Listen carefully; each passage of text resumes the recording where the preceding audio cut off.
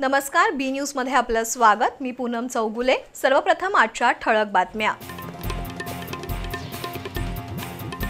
मालवाहतूक टेम्पोच्या धडकेत मोटरसायकलवरील 55 वर्षाचे उत्तम भगत जागीच ठार तर पत्नी जखमी। नुरसेवाडी औरवाड पुलावर झाला अपघात।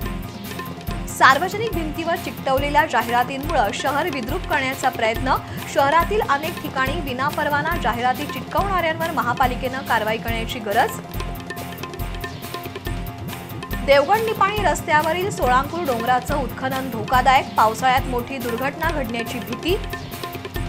भर उन्हात केस पेपरच्या रांगेत उभं राहावं लागत असल्यानं सीपीआर मध्ये येणाऱ्या रुग्णांची गैरसोय। कर्मचारी वाढवण्यासह शेड उभारण्याची गरज। आणि महापुरुषांबद्दल अवमानजनक वक्तव्य करणाऱ्या प्रशांत कोरटकरच्या जामीन अर्जावर आता होणार 17 मार्चला सुनावणी। कोरटकरनं प्रत्यक्ष उपस्थित राहावं अशी मागणी करणारा पोलिसांचा अर्ज न्यायालयानं फेटाळला।